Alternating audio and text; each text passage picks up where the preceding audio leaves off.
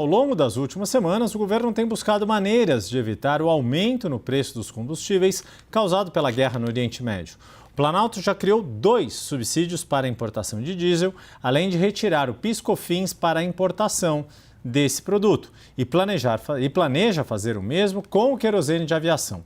Isso acontece ao mesmo tempo que a Petrobras mantém uma defasagem na compra do diesel frente ao mercado internacional, que chegou a ultrapassar os 70% ao longo desta semana.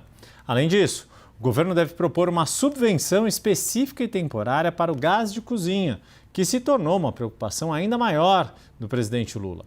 Os esforços para manter os preços inalterados ocorrem em ano eleitoral e tentam mitigar possíveis danos de popularidade. Vamos ao debate. Leonardo, começo contigo agora. O governo terá sucesso ao tentar segurar o preço dos combustíveis? Eu acho que está fazendo o que é possível, Yuri, dentro de um clima como esse, para tentar conter algo que não deveria ser taxado como eleitoreiro, porque é uma medida que é necessária mediante um fator externo.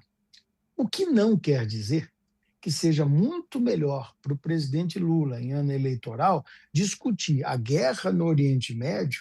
Por isso que o Sidônio, por exemplo, ontem disse que o ideal é que ele falasse sobre o PIX no relatório americano, mas é muito importante que ele desfoque os reais problemas do Brasil. Porque necessidade de subvenções, embora sejam justificáveis em momento de guerra, elas não seriam necessárias se a gente não tivesse a maior carga tributária do planeta.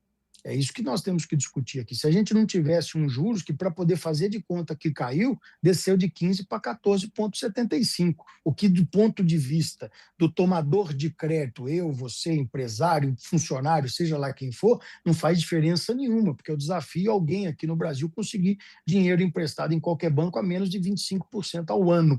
Então, dentro desta lógica, toda e qualquer iniciativa do governo para poder conter uma escalada de preços que acontecem naturalmente em clima de guerra, como esse que afeta diretamente o petróleo, tudo é válido. O que não é válido? Dizer que as mazelas do Brasil começaram depois que a guerra do Irã com os Estados Unidos começaram. Esconder os problemas que nós temos de gastos públicos super gastos públicos e a total falta de habilidade orçamentária do atual governo de ficar dentro do orçamento, de conter a inflação verdadeiramente e de verdadeiramente gerar emprego e renda nesse país. Minha pergunta agora a você, Soraya: o governo vai ter sucesso nessa tentativa de segurar preços de combustíveis? Olha, Yuri, nós temos um passado recente que trouxe vários prejuízos para o Brasil e que agora, nesse contexto de guerra, vão se mostrar flagrantes. As privatizações promovidas durante o governo Jair Bolsonaro, que dizem diretamente com a Petrobras, muito agora direto em relação aos combustíveis, em relação ao gás de cozinha, que é o que chega, né, mais na ponta da população brasileira, são sim elementos a serem debatidos durante uma campanha eleitoral e que, com certeza, tem sim responsabilidade ou tem a sua parcela de contribuição para que essa possibilidade de conter os preços, segurar os preços dos combustíveis e de tudo que daí decorre, quando a gente está falando do diesel, está falando do diesel, está falando do gás de cozinha, está falando de todos esses que são combustíveis, nós estamos falando também de outras decorrências nos preços das passagens aéreas, por exemplo. Então, tudo isso tem sim uma história recente que traz uma resposta para o que nós estamos vivendo hoje em termos de dificuldades de recolocação do Brasil para segurar preços como esses. Agora, também faço eco com a afirmação de que está sendo feito o que é possível fazer. Então, o que o governo pode fazer naquelas que são as concessões de subsídios, tem feito e acredito que tomará sempre posições que são posições que vão nesse sentido. Mas a gente não pode deixar de debater decisões que foram tomadas anteriormente, notado no governo Jair Bolsonaro e que hoje se refletem nessas dificuldades no contexto da guerra que nós estamos. Leonardo, então qual deve ser o impacto eleitoral do aumento do preço dos combustíveis? Não há dúvida nenhuma que negativo a quem está no poder, como sempre acontece em economia com quem está no poder. É muito difícil a gente exigir do eleitor que ele consiga fazer uma leitura tão apurada de tudo aquilo que está acontecendo. E quando eu falo isso, eu estou dizendo claramente que os efeitos são muitos e que não adianta jogar a culpa exclusivamente na guerra sobre o que nós estamos vivendo. Está dando a impressão que o Brasil começou a degringolar tem um mês. Não tem um mês, não.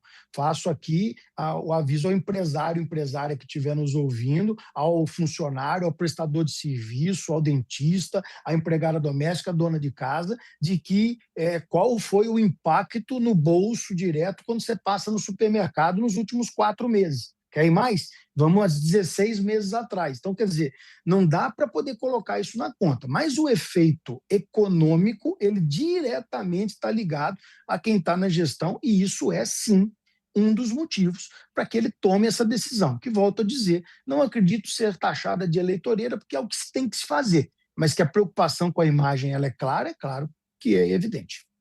Soraya, qual deve ser o impacto eleitoral do aumento do preço dos combustíveis? Yuri, não existe aumento de combustível, aumentos de uma forma geral, que não tenha reflexos negativos para quem está no governo. Isso é absolutamente verdadeiro, isso é fato. Ocorre que nesse exato momento, que é um momento em que se coloca algo que não se esperava, como é a guerra dos Estados Unidos e Israel contra o Irã, a narrativa a ser construída precisa ser uma narrativa que esclareça a população acerca das razões pelas quais os combustíveis estão mais caros, o gás de cozinha, né, das famílias brasileiras está mais caro. E nessa explicação trazer, claro, algo que é complexo de ser entendido, mas que está hoje num contexto geral das pessoas. Eu andava esses dias num Uber e passamos num posto de gasolina, o motorista comentou: nossa, como está alto o valor da gasolina, olha só o valor da gasolina, e ele próprio disse, é a guerra. Ou seja, isso não é algo que está estranho também ao eleitor, à eleitora brasileira, assim como não pode estar estranho ao eleitor e eleitora brasileira um esclarecimento que precisa vir acerca de tudo o que se tem de passivo desde o governo Jair Bolsonaro, com as privatizações e com uma política econômica que, lembremos, colocou os brasileiros e brasileiras na fila para comprar osso. Não era nem para comprar carne, era para comprar osso para poder se alimentar. Soraya Mendes, Leonardo Bortoleto, muito obrigado por mais um programa. O Grande Debate termina aqui. Nós lembramos que as opiniões que foram emitidas pelos comentaristas não refletem necessariamente a posição da CNN.